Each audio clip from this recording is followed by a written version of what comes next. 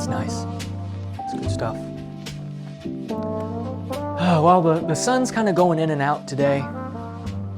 Fall, winter, Thanksgiving's coming up, Christmas is coming up. Man, excited. I haven't been reading that much lately. I've been quite busy with work and just kind of slowing things down a little bit, enjoying the holidays, getting ready for the holidays. For those of you who are new here to my channel, I am primarily a book channel. I talk about books and all things that surround books, and I drink coffee while talking about books. But I also love video games.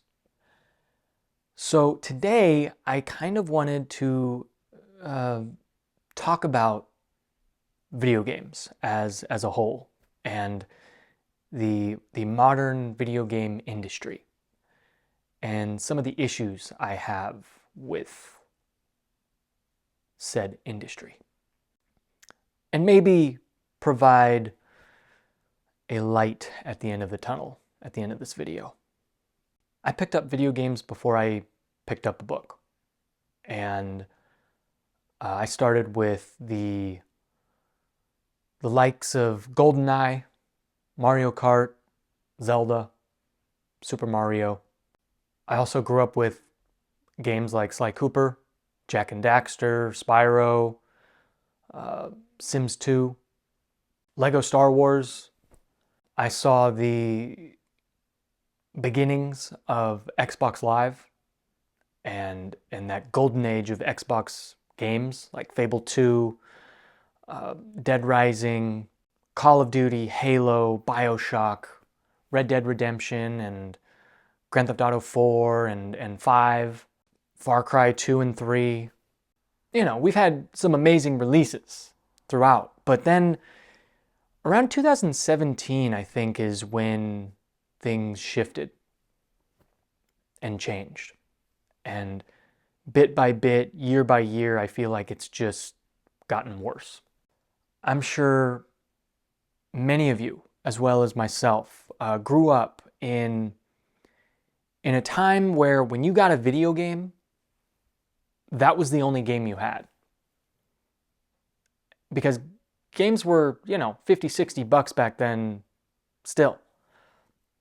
And that's a lot of money to put into a single video game.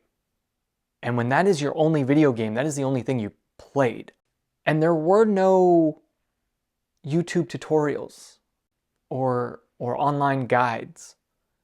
You went to school and maybe you heard a little secret here and there. But ultimately, it was you that played that game all the way through.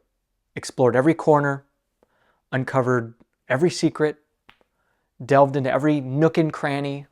There was this genuine joy and sense of accomplishment and reward when you yourself discovered these things and you tell your friends at school, like, oh my gosh, have you tried going into this building and jumping on this crate and then jumping in the rafters and you found that little collectible?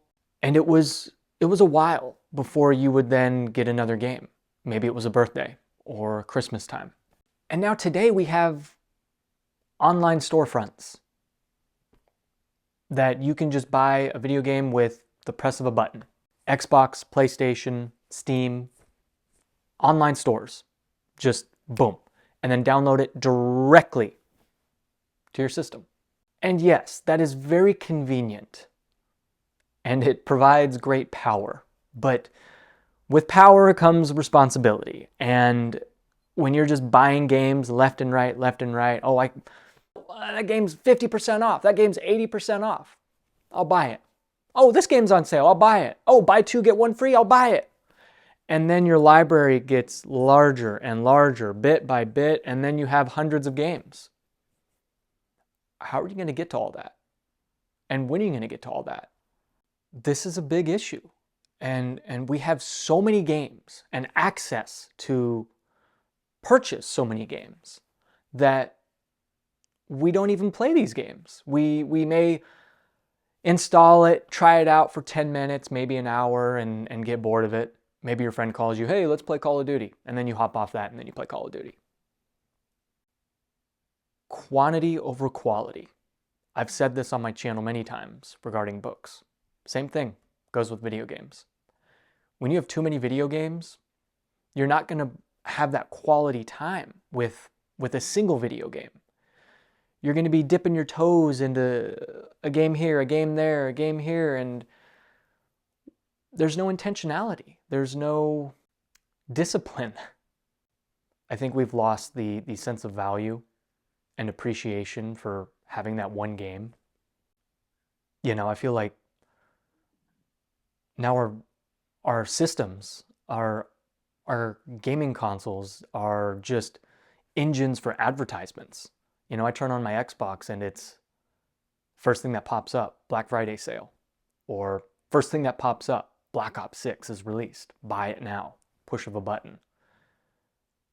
Like, what happened to a video game console that you just turn on and you put in the game and it goes?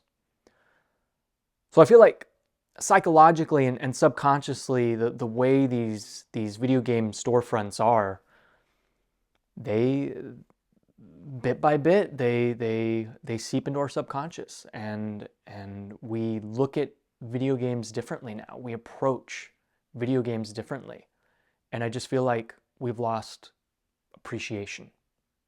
And to piggyback on what I said before, as a child growing up with video games, I grew up during a time where when you would buy a game, you'd spend $50 to $60 on that game.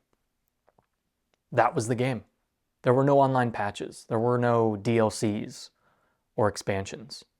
The games I bought back then were finished and complete. These games were a complete package with hours and hours of content.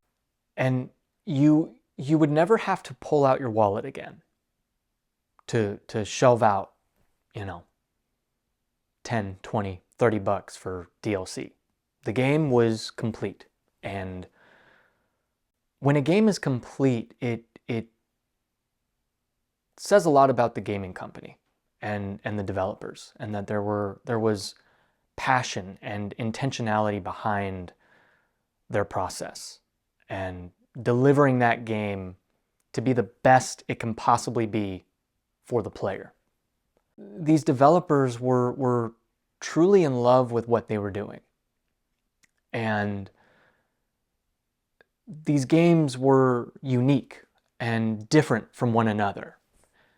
Developers took risks, and they didn't just create this cookie cutter copycat of a game.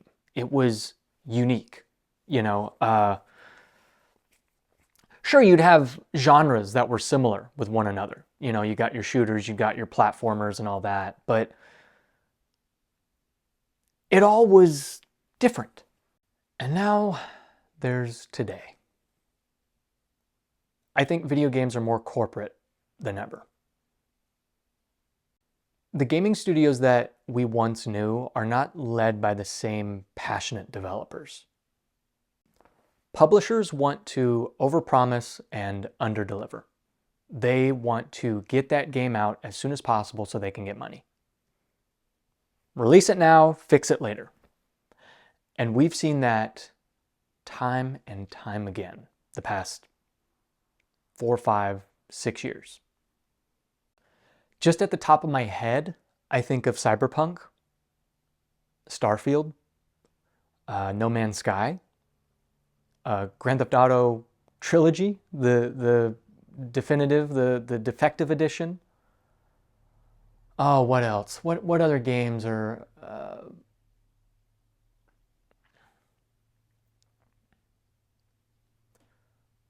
You know, granted, some of these games have had amazing redemption stories, but the principle is still there.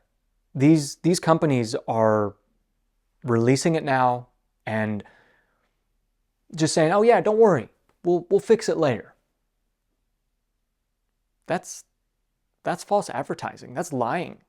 I'm no longer excited when I see a trailer or a cinematic teaser for a video game. I and many, many, many other gamers have been lied to many, many times. I will not believe it until I see it. Until I get my hands on the game and try it, or do my research and see actual gameplay, then I won't believe it. I won't get excited. And that's sad. Because back in the day, you'd go to the store and you'd see that game, you'd look at the box and be like, wow, these are all the features? Cool. I'll buy it. Done. And back then, trailers would actually pump people up back in the days of E3 and whatnot. And you'd believe it. You'd be like, oh my gosh, a new Zelda game? A new Halo? What? And there are very few instances nowadays that I buy a game day one. Breath of the Wild, Red Dead Redemption 2, Elden Ring, Alan Wake 2, Baldur's Gate 3, any Resident Evil game, Disco Elysium, Persona 5, Super Mario Odyssey. These are just some of the few modern video games that I've bought day one that have become some of my all-time favorites. You would think all the money being pumped into a project and the support given to the developers, you'd think that these games nowadays, with the technology and everything, would just be insane. But I think what's missing is just the passion. Yes, there are passionate developers. There are big teams out there that are backed with millions of bucks, billions. But it's the leadership, the corporate entities that are not giving these teams what they need, the time that they need. And this is my last issue, and probably the biggest issue that I have with modern gaming. And that's the battle pass and the cycle of seasonal content. I find as a society and the community of gamers that we fixate on these live service games. Call of Duty, Apex, Halo, Fortnite, Destiny. Yes, these games are fun, but they're not thought-provoking. They're not creative or innovative. They're very much like, okay, I'm going to make the next battle royale.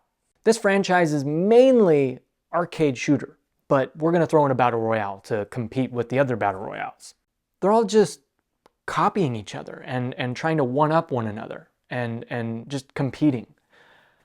Yet they're not innovating in a way. They don't honor the player. These games do not honor the player. These games only want your money and your time. They want to suck your wallet dry, and they want your time to fully be dedicated to their game and only their game. And how do they accomplish this?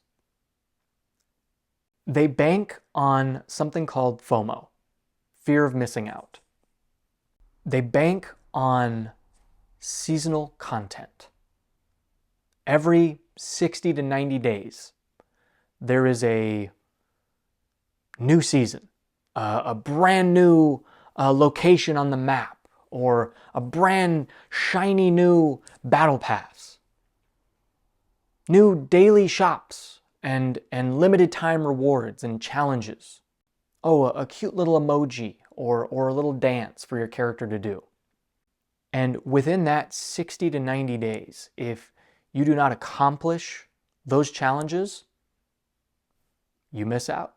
It's just a rinse and repeat cycle Every 60 to 90 days, a new season, new rewards, new challenges.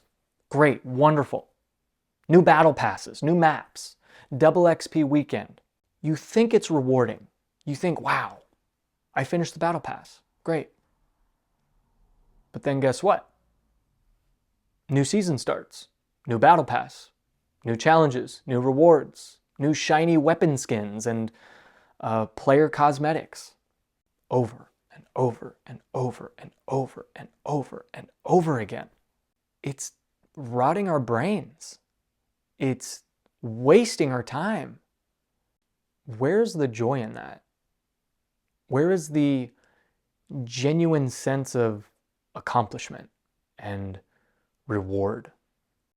Like, back in, not to say this again, like, oh, I'm an old geezer saying back in my day, but truly, back in my day, the older Call of Duties, those challenges were there at launch.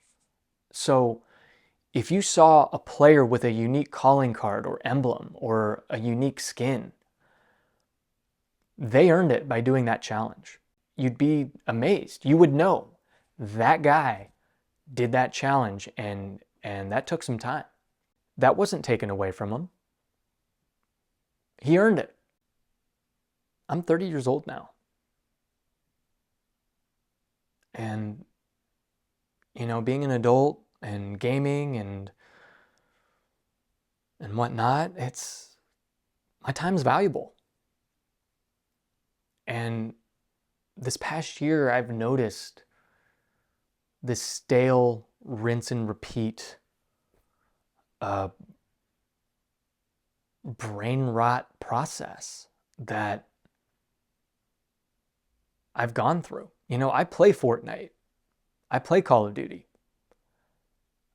And I've found myself logging on those games just to get those daily challenges or finish the battle pass before it's gone forever. That attitude makes gaming become a chore and almost like homework. I should log on to games because I want to have fun. The times I have fun playing those games are when I'm with my friends.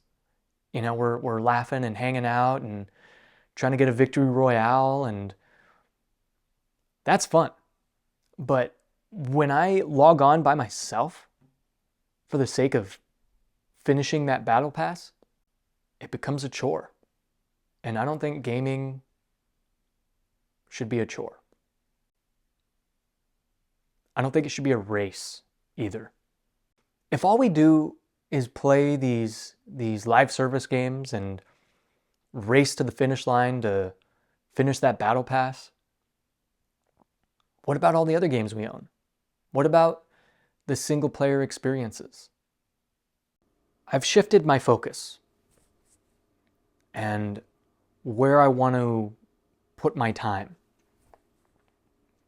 And I want to play single player video games. I want to have that sense of discovery and reward that you can only get in a single player experience, like Breath of the Wild or Stardew Valley, Witcher 3. I want to experience a deep story and explore a vast unknown world.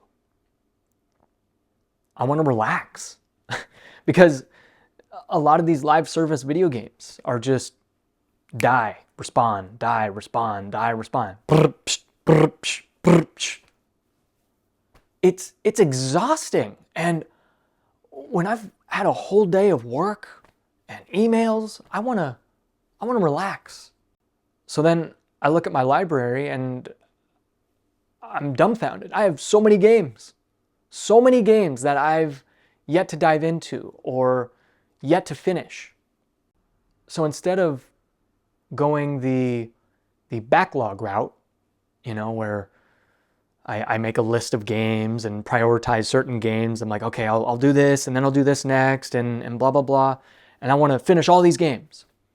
That's going to make video games a chore. So I'm going to be a little more intentional. What I did was just delete all my games from my Xbox. And I will only have one game installed at a time.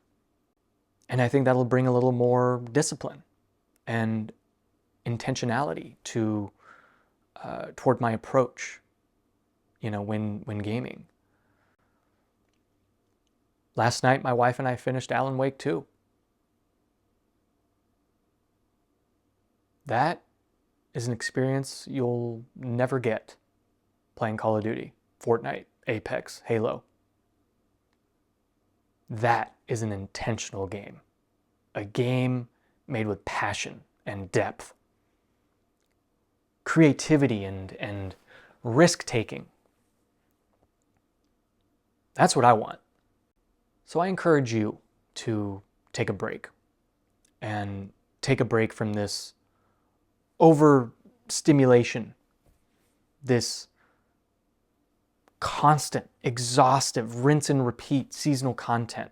Just uninstall the multiplayer games from your console or computer. Just forget it. And pick one game. One video game, one single player video game that you've been wanting to play. Just getting lost in a world and discovering secrets on your own. And sure, multiplayer games and split screen couch co-op games are fun, and I'm not saying that's a bad thing. I'm just saying let's take a break from that. And let's just simplify things. And relax and slow down. So let's talk about this. Let's have a back and forth here. I like to discuss things rather than just, preach to you and complain to you. What do you think about the video game industry? And what kind of games do you like playing? And what games do you have on your radar? What are you looking forward to? Thank you for hanging out, hearing my thoughts. I hope I provided some encouragement and maybe a shift and a different approach to gaming. And until next time, I'm gonna go get lost in the world of Witcher 3.